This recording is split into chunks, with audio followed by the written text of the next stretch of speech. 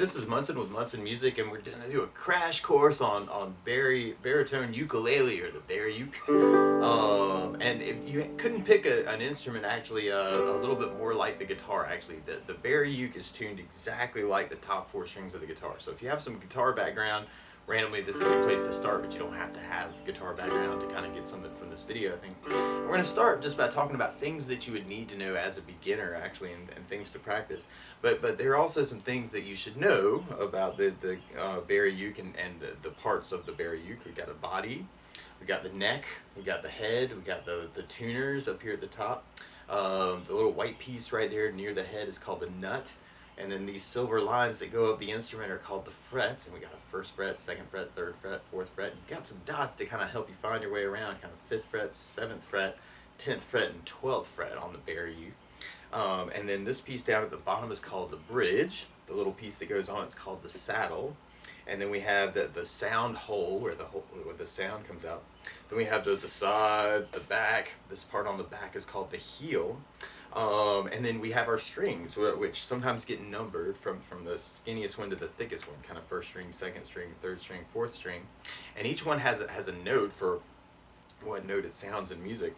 And so we have an E string, and then we have a B string, and a G string, and then a D string, which is exactly the same tuning actually as the top 4 strings on a guitar. So if you're watching a guitar player play, you may want to look at what they're doing on the skinny 4 strings, and that kind of becomes what our Bariuke chords are. Now there are some different things you may want to play around with rhythmically too. You could kind of start just by playing the strings and calling them out, kind of E and then B and then G and then D. And right now I'm not using a pick, but you could use a pick if you feel like using a pick. A lot of times with you, because of the nylon strings, it feels better to me just to kind of use my fingers. And you can do a lot of things with the fingers that you could do with a pick too. So if you find yourself pickless, don't feel like you can't play your Bariuke, because you could take your index finger and even use it like a pick, kind of to do down-up strokes like on a string, for instance. And that can be a good thing for rhythm, actually. And if you're kind of tapping your foot to the beat and kind of working your foot and your pick together, kind of down, up, down, up, down, up. That's called an 8th note in music, kind of dividing the beat into 2 parts. And you can even take that idea and then try playing around with it on the different strings. Now if this feels really weird using your finger as a pick, you don't necessarily have to do that. You could even use the fingers to kind of get that same sound if you wanted to kind of play around with that, or if you can even use your thumb. And I'm a big encourager of options, so there's lots of ways to kind of approach an instrument. But something else you may want to play around with is dividing the beat into 3 parts, kind of 1, 2, 3, 1, 2, 3. If you're doing your fingers, you may want to try index, middle, ring is kind of an idea to get 3 notes. Or you take your pick finger and then try doing kind of a down, up, down, up, down, up. 1, 2, 3, 1, 2, 3. And then you could try kind of playing around with kind of that 3 idea on each string. And those are called triplets in music when you hear the beat being divided into 3 parts. 1, 2, 3, 1, 2, 3. Or you could really do any number on each string, actually. You could do 4, and those are called 16th notes. Now I'm doing that as a down, up, down, up. Down, up, down, up, down, up, down, up. Or you could do 5s for fun. 1, 2, 3, 4, 5. 1, 2, 3, 4, 5. 1, 2, 3, 4, 5. So if you have an even number, it ends up dividing out equally with the down, up. If not, you'll end up kind of alternate picking through it, kind of the down, up, down, up, down, up, down, up, down, up. It's kind of weird for the 5s. 1, 2, 3, 4, 5. 1, 2, 3, 4, 5. 1, 2, 3, 4, 5. 1, 2, 3, 4, 5. But any number can be a good idea, actually. So 1, 2, 3, 4, 5, 6, kind of working sextuplets. That's a fun word to say. Or you could do 7s. 1, 2, 3, 4, 5, 6, 7. 1, 2, 3, 4, 5, 6, 7. Just anything you can think about to kind of work the right hand and get them used to moving on the strings. And then for the left hand, normally your index finger's number 1, number 2, number 3, number 4. And what I like to do is I'll start with 2 finger combinations. So I'll start with 1st finger on the E string, kind of on the 1st fret. And you could start by just doing 1 and 2, kind of back and forth, trying to get right behind the fret as much as you can. And then there are lots of other combinations that you could do. You could do 1 and 2, kind of 1 and 2. Oh, sounds like Jaws, right? And then you could do 1 and 3. You could try 1 and 4. Or you could try 2 and 3. I'm just kind of going back and forth. You could do 2 and 4. Or 3 and 4. Jump there. So you may want to kind of take a combination and just kind of work it. There's all kinds of ways you can move them around. You can do one on each string, which is something I call climbing, when you do kind of on each string. Or you could even try going up a string, kind of each fret, and that's something called a chromatic scale. We'll talk about in just a moment. But kind of going first fret, and I'm kind of sliding my first finger for that. So it's almost a slide, two, slide, two, slide, two. And slides by themselves can be cool. Kind of playing the note and trying to keep enough pressure to slide it to another note somewhere on the instrument. Or some other technical things, you could do hammer-ons where you play the first finger and let your second finger kind of go down with enough force to carry the sound. And that can be kind of a cool thing to kind of try, even doing the climbing thing or going up the neck with hammer-ons. Or the opposite of that is pull-offs, where you play the second finger and let it fall off the string to one, and kind of work that as an idea. So kind of reversing the combination. But just taking a physical idea and moving around on the instrument, I think is a really cool way to kind of just focus on just the left hand and how the left hand moves. So it's kind of like right hand focus, left hand focus. Good idea for a practice session. And then a lot of times in a first ukulele lesson, I would start with just some basic chords so you could play some songs. And been digging on the Stand By Me tangent lately, so and we're gonna work it into key of G just so we can kind of get some G major chords going on. And we're gonna start with a G major chord where you play third fret on the high E string and just kind of hold that one note down. And if you strum all the strings together, that sounds a G major chord. So we're gonna kind of start out on the G, and then we're gonna end up when the night has come, and then we're gonna go to an E minor chord. So we kind of lift off the 3, although you don't necessarily have to. And then you put the second finger on the D string, on the 4th string on the 2nd fret. You strum all those together, that sounds an E minor chord. It sounds really sad. And then from the E minor, we're going to be going to a C chord. So we're going to take first finger and go to the B string 1st fret. Second finger on the D 2nd fret, still kind of holding on to that note. That's called a C major chord. And then from the C major, we're going to be going to a D major chord. And the way you play D major, first finger is the 3rd string, or the G string on the 2nd fret. Second finger on the skinny E on the 2nd fret. Third finger on the B string 3rd fret. And if you strum all those together, that sounds a D major chord, and it sounds really, really happy. And then from the D, we're going to be going back to our G major chord, kind of working that idea. Now you can kind of add more notes to these too, actually, little hammer-on licks and that kind of thing. But just to start out, if we kind of try to, it's almost like an 8 down count on each chord, we'd have kind of that G, 1, 2, 3, 4, 5, 6, 7, 8, E minor, C, D, G. So that might be kind of a cool way to kind of work that. Or one of my favorite strum patterns for working a 4/4 like this is down, down, up, up, down, up. So to the G, and just tried that a lot. You'd have down, down, up, down, down, down, up, down, down, down, up, down. So we want to do that a lot to get used to it. If we tried that through the song, we'd have the G, down, up, down, G, down, up, down, up, E minor, down, up, down, up, E minor. C is the D only, light will G.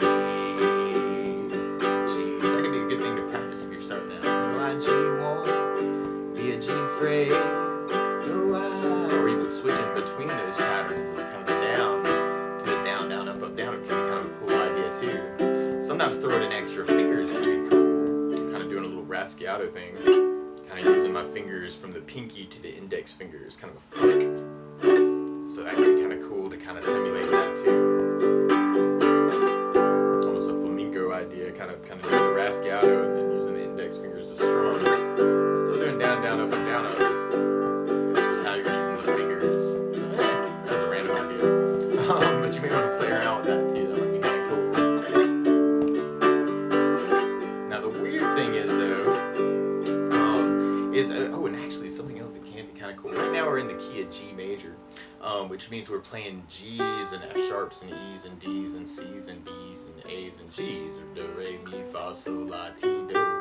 And you could kind of play that as a scale kind of on the Bariuke, starting on the G string, and then 2nd fret on the G, open B, 1st fret on the B, 3rd fret on the B, open E, and then 2nd fret on the high E is an F sharp note. and then we got 3rd fret for a G note. So you'd be playing a G and an A, and a B and a C and a D, and an E and an F sharp and a G.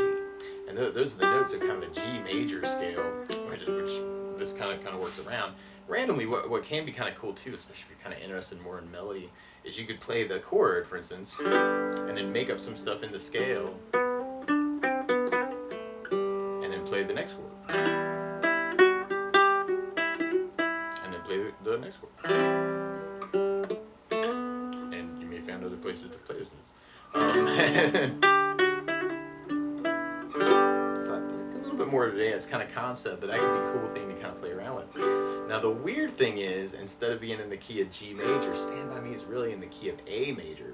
And so this gives us an opportunity, now that we kind of talked about 4 really easy chords, to talk about some more difficult chords and how you kind of get to the next level, kind of working some bar chords. And we go to an A major chord if we were going to kind of do it in that key. And the way you play A on the Bariuke, you do 1st finger on the 2nd fret on the D, 2nd fret on the G, and then 2nd fret on the B is kind of what you're putting down. That sounds an A major chord, and it sounds really happy.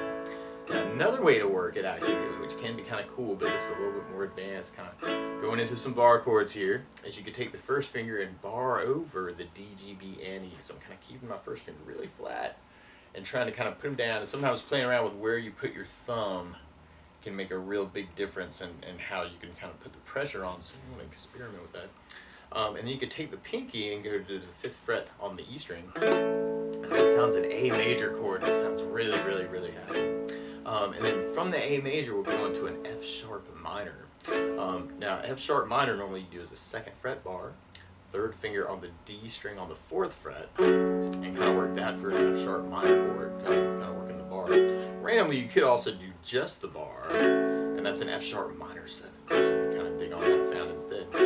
And then from the F sharp minor, we'd be going to a D, and then we'd be going to an E major chord, so kind of the happy E, where you do 1st finger on the G string 1st fret, 2nd finger on the D string 2nd fret, and that sounds an E major chord, and it sounds really happy. So now we're doing the same chord pattern, but now in a different key. So we got when the A has a come, and then F sharp minor, and the land is F sharp minor, and the D moon is the E only, light will A C.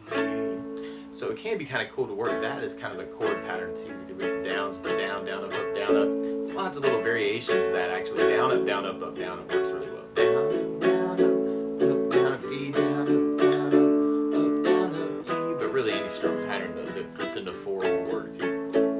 So that could be a really cool thing to practice too. And what also kind of gives us an opportunity to talk about is something about moving chords actually, so that you could really take that A major shape we're doing and the F sharp minor shape and kind of play any chord that you want to, or any chord that you kind of stumble upon too. So it's kind of 2 movable shapes is what we kind of have, an A major shape and F sharp minor shape. And the A major shape actually kind of works off of the high E string note or the G string note on the 2nd fret, which is kind of cool. Those are where your A notes are for the A chord. And so it can be kind of cool to talk about all the notes on the Bariuke, which is something called the chromatic scale. And what a chromatic scale is all the colors of the rainbow. Actually, chroma means color, scale means ladder, so it's kind of like the colored ladder. And so in music, we use the first 7 letters of the alphabet, A, B, C, D, E, F, G, and then we start over again on A, B, C, D, F, G, A, B, C, D, F, G. But we throw in some things called sharps and flats. And this can be a little weird, but for instance, if you took the open E string, kind of played that open, that's an E note. Well, if you take the 1st finger and go to the 1st fret on that string, it's an F note. But if you slide over 1 more fret, that's something called F sharp, because it's a little bit higher than the regular F. So when you go over 1 more note, that's a G on 3rd fret, 4th fret's a G sharp, and then 5th fret's an A, 6th fret's an A sharp, 7th fret's a B, 8th fret's a C, 9th fret's a C sharp, 10th fret's D, and then 11th fret's D sharp, and then you're back to E. So that can be a cool thing to be able to find those notes: E, F, F sharp, G, G sharp, A sharp, B, C, C sharp, D, D sharp, E, and get used to that order, because that's a very cool thing to do.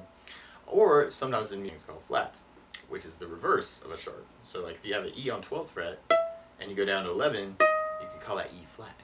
So if you go to 10th fret, it's D, right? It's always D. But then if you go down one more fret, we could call that D flat. So C sharp and D flat are really the same thing. That's called enharmonic, which different name sounds the same. That's what that means. And then if we go down to 8th fret, we got a C. 7th fret's a B. Then we got 6th fret for a B flat. And then 5th fret for an A.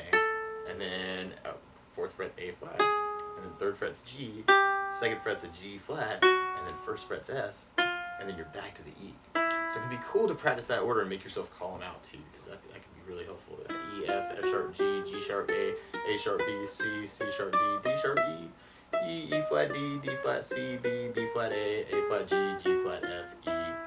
Because if you know that, and you know that bar shape, for the A, you can really play any major chord if you wanted to. Because if you take this shape and slide it over to 3rd fret bar, that's your A sharp. And if you slide it over to 4th fret, then that's a B major chord. If you slide it over another fret, then that's a C major chord. If you slide it over another fret, then that's a C sharp major chord. If you slide it over another fret, it's a D. So whatever note you're playing on the E string and the G string actually as part of the bar is kind of what chord that is. So if you went all the way up to the top, like 9th and 12th fret, that would be kind of your E major actually. It's the same notes as that we were doing for E major, but now in a different place. So that can be very cool because it can be kind of cool to jump even between chords in your strumming if you kind of want to get really fancy. Now the F sharp minor shape, which is kind of cool, can be used to play any minor chord. And now you'd be working off a chromatic scale, but on the D string. And I say that, you really could work the high E string too, actually, kind of your F sharp minor. But a lot of times I'm kind of thinking D string when I'm on the very. So you'd have D and D sharp, E, F, F sharp, that's your 4th fret F sharp. And then G, G sharp, A sharp, B, C, C sharp, and D is kind of your notes on the D string. So you may want to kind of play around with that too. And actually, this can be kind of cool, but wherever you've got that shape for that F sharp minor, whatever note you're playing on the D string, it's the same note as the one you're playing on the E string, is what minor chord it is. So right now we got an F sharp minor.